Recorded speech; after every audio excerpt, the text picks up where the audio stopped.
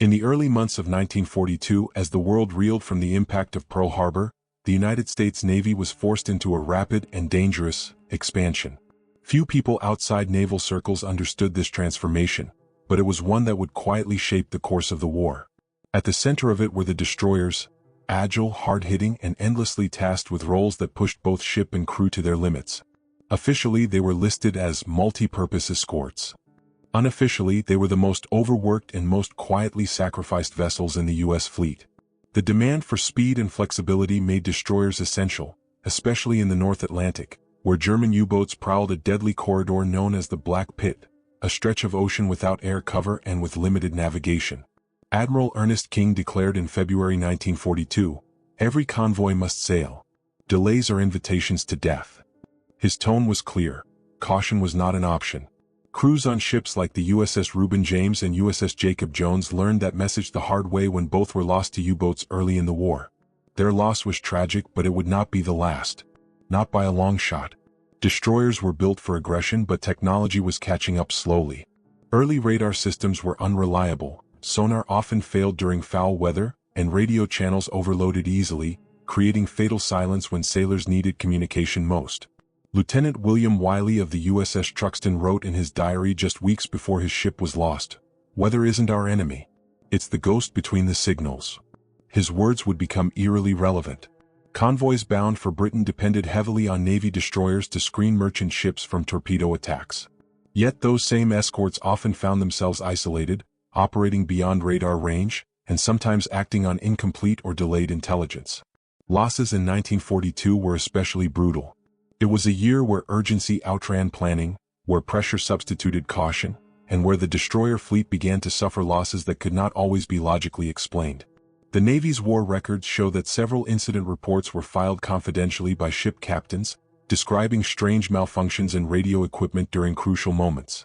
In some cases, navigation instruments gave conflicting readings, sending ships off course by miles before anyone noticed. One intelligence note, now partially declassified, reads, "Sporadic radio blackout not induced by weather. Potential external interference not ruled out." But no official follow-up reports were attached to that note. It was left hanging. Destroyers like the USS Eagle 56, built during World War I, were brought back into service despite aging equipment and structural fatigue. Some crewmen believed these ships were being pushed beyond design limits. Naval engineers privately expressed concern, but wartime urgency suppressed hesitation. The war needed bodies. The war needed hulls. And above all, it needed speed. Officers faced constant pressure from command to maintain formation, even during heavy storms. One such directive, issued in late 1944, stated, "Formation integrity must be preserved at all costs. There is no safety in isolation." But many sailors would disagree. Veterans later admitted that weather, not enemy fire, was often the greater fear. The sea could swallow a ship whether anyone fired a single shot. Throughout 1942 and 1943, destroyers took on roles that stretched far beyond their initial design. Anti-submarine patrols, emergency rescue, high-speed scouting, experimental testing of new radar. Some were even assigned to covert surveillance operations, missions the crews were never officially briefed on. These operations left gaps in records, periods of hours or even days where ships were off schedule, unlogged, or classified beyond standard documentation. This would later make reconstruction of events nearly impossible. As losses mounted, families asked questions. But the Navy maintained silence. Not deception, just brevity. Cause of loss, storm. Cause of loss, boiler failure. Cause of loss, enemy action. Yet hints of uncertainty appeared between the lines. Lieutenant Commander Arthur Hayes of the USS Winslow wrote post-war, "There is the story we knew and there is the one someone chose for us. They are not entirely the same." By the end of the war, some destroyers became legends, hailed as heroic defenders. Others simply disappeared into footnotes. 5 of those losses in particular would raise questions that naval historians still wrestle with today. Was it weather? Was it sabotage? Enemy action? Or errors kept off the record for reasons we may never fully know? As wartime priorities shifted from defense to secrecy, documentation grew thinner. Some files related to specific destroyer losses were sealed. Some redacted. Others simply missing. A Naval Archive request in 1978 attempted to reopen one such investigation. The response came back short, no additional material available. The destroyer was once seen as a symbol of power. But for many sailors, it became a symbol of risk, of missions pushed too far, of orders issued without question, and sometimes, of ships that never returned, leaving only silence in their wake. And in that silence the questions begin. Because the greatest mysteries were never written in reports. They were carried on the waves. The night of February 18, 1942, was not recorded in history as a battle, but it claimed over 200 American lives. The USS Truxtun, DD-229, and the USS Pollux, AKS-2, escorting convoy missions through the North Atlantic, ran aground off the Newfoundland coast near St. Lawrence. There was no enemy fire, no reported U-boat threat in the area, and no official warning of a storm severe enough to cause catastrophe. Yet within mere hours both ships were lost, and with them answers that no report ever fully provided. It began with a weather front that seemed ordinary on paper, but sailors would later describe it very differently. Winds reached nearly 60 knots, with ice forming rapidly on the ship's surfaces, choking visibility and freezing instruments. Lieutenant William Wiley, who'd written earlier about the ghost between the signals, was aboard the Truxtun. His last words recorded in the ship's log read, "Nautical figures don't add up. Something's off in the static." That entry was time-stamped only minutes before the ship struck the rocks. The disaster unfolded within a narrow coastal corridor known as Chamber Cove, a treacherous stretch of water notorious for hidden shoals and unpredictable currents. Navigation orders indicated both ships were on the correct bearing.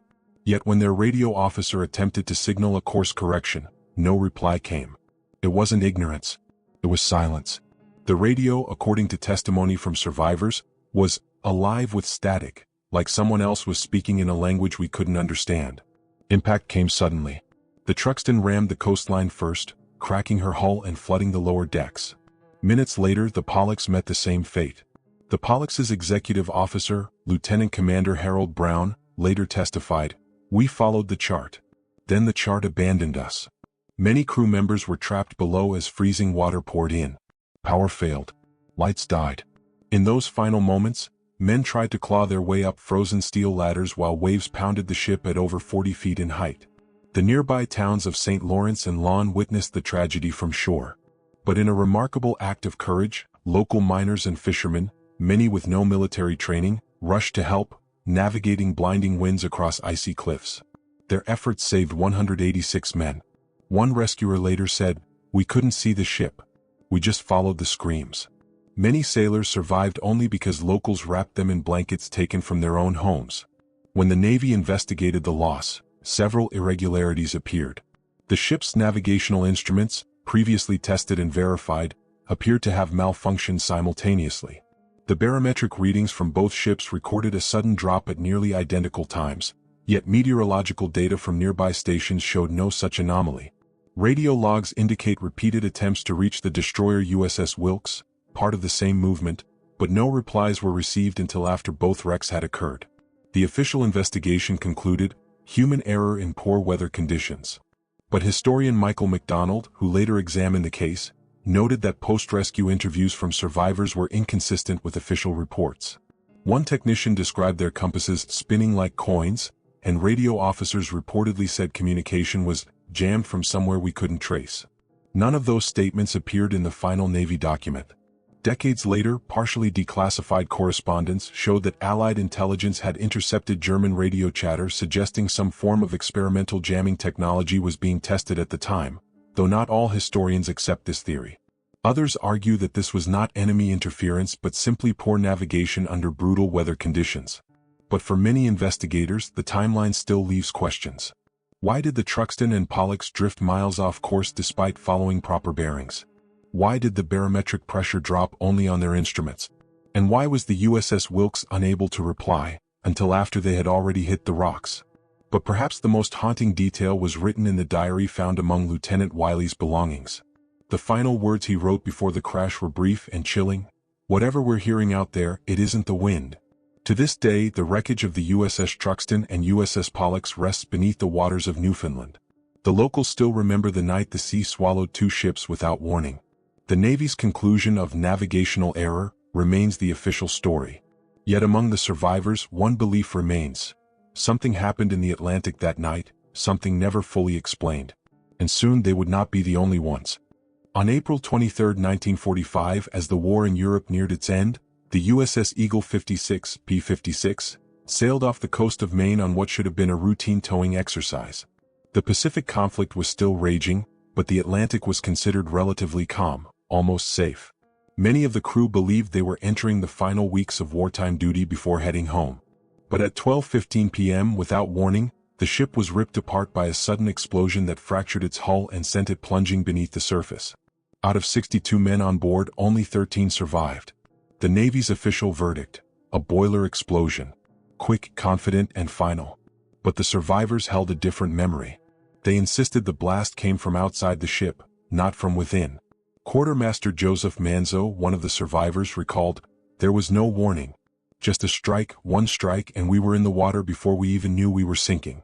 He claimed the sound was unlike any boiler malfunction he had heard before, describing it as sharp, not rolling, like a hit, not a break. His testimony and others like it were promptly dismissed. The USS Eagle 56 was a World War I-era patrol vessel that had been recommissioned to serve as a coastal escort and training ship. Aged and mechanically strained, its boiler system had long been considered a weak point. That detail made it easy, perhaps too easy, to blame internal failure. The official inquiry lasted only 11 days. Documentation was brief. No further review was requested. Case closed.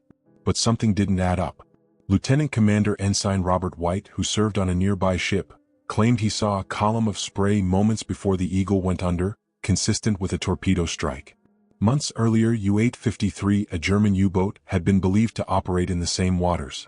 Yet the Navy stated confidently that no enemy submarines were in operational range on that day. The crew's reports were ruled inconclusive under combat stress. Some were never archived at all. Then came the silence. Families of the lost sailors requested hearings. They were denied.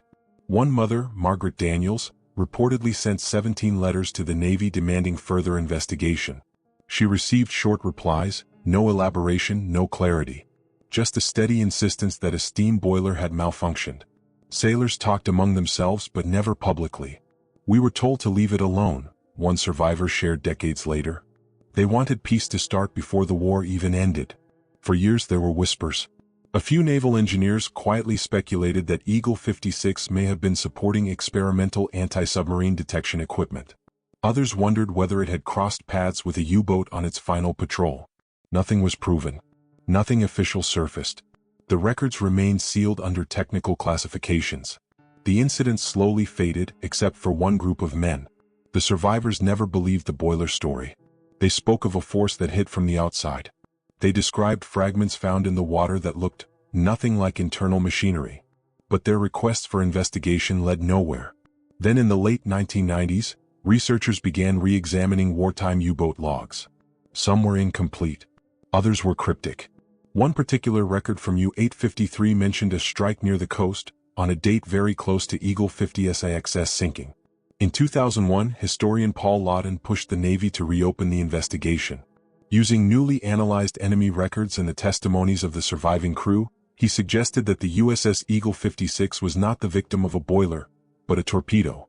That same year, after more than 5 decades of silence, the Navy finally agreed. It recognized the loss of USS Eagle 56 as an act of enemy combat. The families were notified. Corrections were made. Casualties were officially reclassified as combat deaths. But a question lingered: why did it take more than half a century to tell the truth?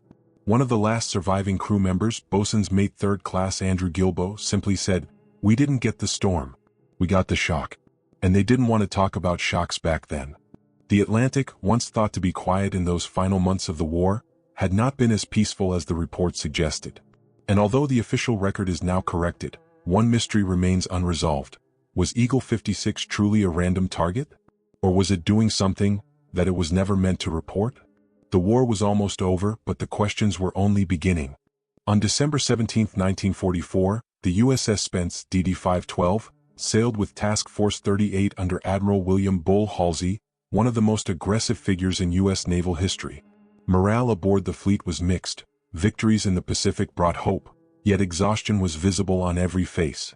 Spiraling operations across the Philippines, the Mariana Islands, and the South China Sea were pushing ships to their limits.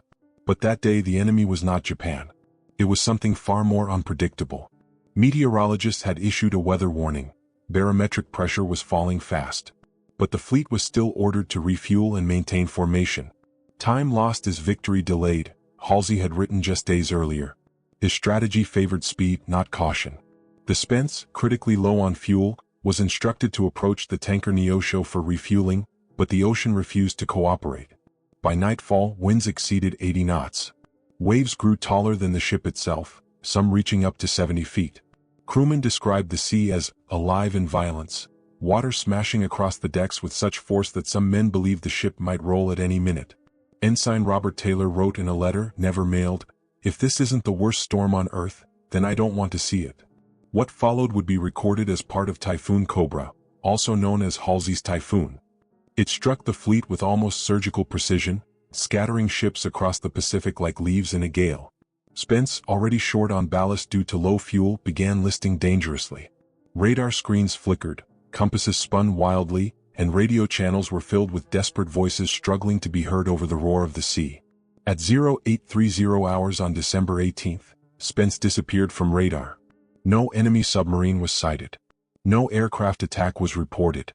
No distress signal was confirmed. Some nearby ships claimed they heard fragments of a call, others heard nothing but static. All that was certain, Spence had rolled onto its port side, capsized, and vanished. Out of a crew of over 300 men, only 24 survived, rescued hours later by other vessels braving the storm. One survivor recalled, "It was like falling off the world. No sky. No horizon. Just a wall of water." The Court of Inquiry later blamed inadequate ballast, rough seas, and extreme conditions. But many sailors believed there was more to it, errors made in haste, perhaps, or orders issued too boldly under pressure to perform. What makes the loss of Spence particularly haunting is its placement in the fleet. According to formation diagrams, the ship was assigned to a sector unusually exposed to incoming waves during the storm's escalation. Some officers questioned whether Halsey underestimated the severity of the typhoon, or worse, ignored the warnings given. A memorandum found years later from the ship's meteorological officer read, "Typhoon path not confirmed. Too close for operations, recommend delay." That recommendation never appeared in the final report. The Typhoon claimed 3 destroyers in total, Spence, Monahan, and Hull. Yet Spence's records are the most fragmented. Survivors gave differing accounts of its final angle, the condition of its generators, and the timing of its radio calls. Some thought it sank within minutes. Others believed it fought for survival for nearly half an hour. The lack of a confirmed radio log troubled investigators. Why were attempts to contact Spence unanswered? Why did some ships report clear signals while others claimed silence? The most troubling account came from a surviving officer who requested anonymity. He reported seeing a faint lamp signal from Spence after the storm's peak, an improvised form of communication used when radios fail. "Short flashes," he said. "I don't know what message they were trying to send, but to me, it looked like someone was saying goodbye." In modern naval training, Typhoon Cobra is studied as a catastrophic lesson in maritime decision-making. Today's U.S. Navy emphasizes storm avoidance protocols that did not exist during 1944. The loss of Spence shaped future naval doctrine, yet with every retelling one question returns. Was this disaster inevitable, or preventable? The USS Spence was never struck by enemy fire. It never entered a minefield. It never faced a torpedo. But on that day, it entered a battlefield where nature, leadership, and chance collided, with hundreds of lives caught in the middle. The war was still raging. And for the destroyers of Task Force 38, the storm was only half the story. Just like the USS Spence, the USS Monahan DD-354 sailed into the heart of Typhoon Cobra in December 1944. But unlike Spence, Monahan had a long and storied history before her final hours. She was one of the first ships to open fire during the attack on Pearl Harbor, making her loss especially symbolic. She had survived the beginning of the war. Yet, at the height of the U.S. Navy's power, she would not survive the storm. On December 17th, Monahan was part of the 3rd Fleet positioned southeast of Luzon in the Philippines. The mission: refuel and regroup for upcoming strikes against Japanese forces still resisting in the Pacific. But storm warnings grew more urgent with every hour. Atmospheric pressure plummeted. Wind speed increased. Still, the fleet was ordered to maintain formation. They believed they were facing heavy seas. They were wrong. By nightfall, reports indicated the storm had become a full typhoon. Commanders aboard Monaghan noted dangerous wave angles and instability in the ship's roll pattern. Still, command directives did not change. Stay in formation. Stand by for refueling. Avoid panic, read an order transmitted around 2,200 hours. Some sailors later said those words sounded calm, but only because they were sent before the radios began to fail. Monaghan's fuel levels were critically low, meaning the ship rode high in the water, lacking ballast. She was more vulnerable than most of the fleet. As the storm intensified, the ship began to tilt at steep angles, water tearing across the deck like something with intention. Radar and navigational instruments malfunctioned one after another. Communication between ships fragmented, then collapsed. Commander Charles Cromwell ordered emergency maneuvering, but the sea offered no negotiation. At approximately 0630 on December 18, Monaghan began to capsize.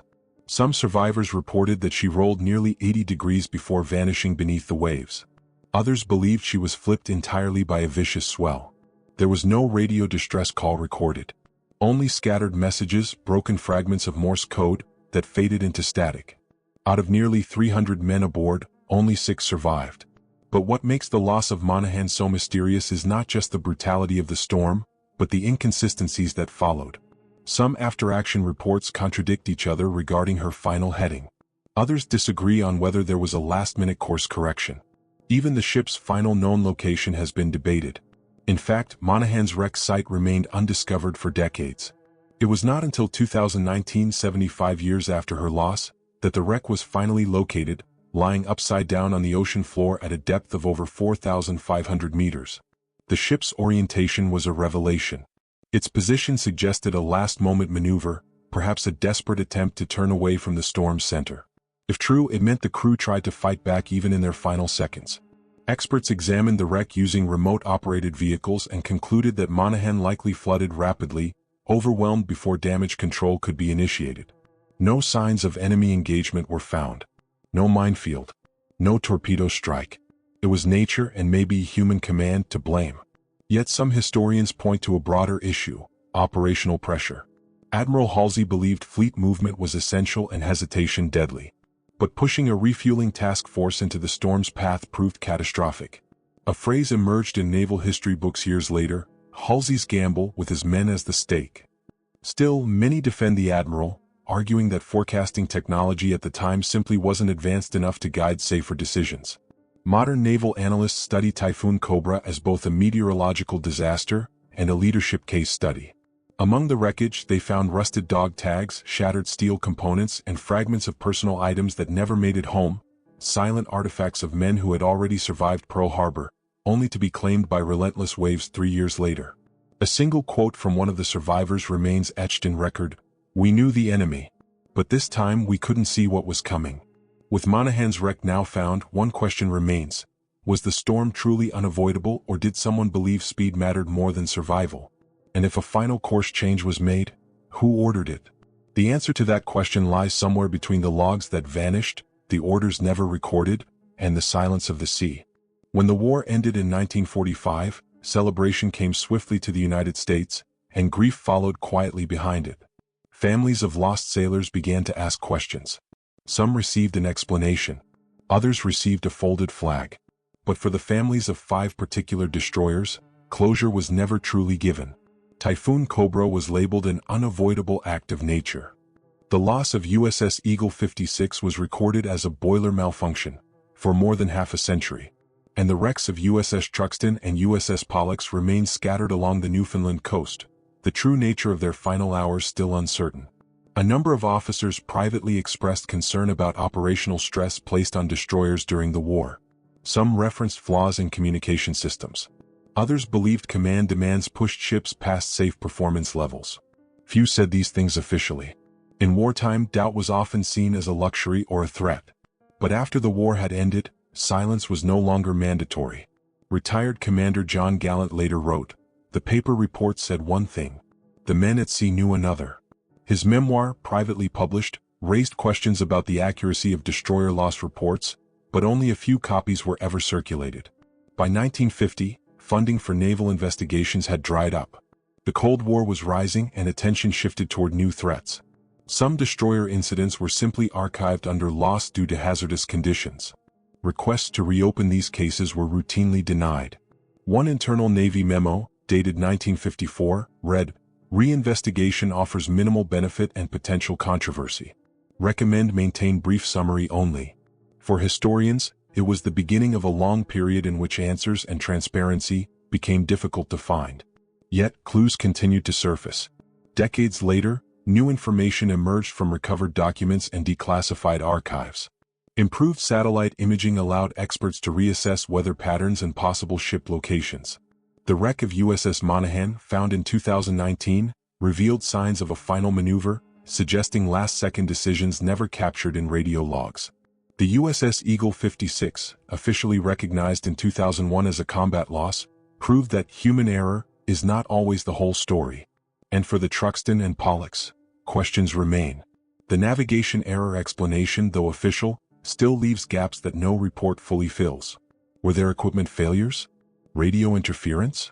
Enemy experiments? Faulty intelligence? Or were the dangers of haste simply underestimated until it was too late? Historians offer theories, but theories cannot speak for the men who were there.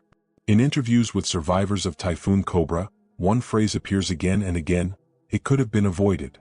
Modern naval training has turned their stories into cautionary lessons. Officers study Typhoon Cobra as an example of why command decisions must adapt to new conditions.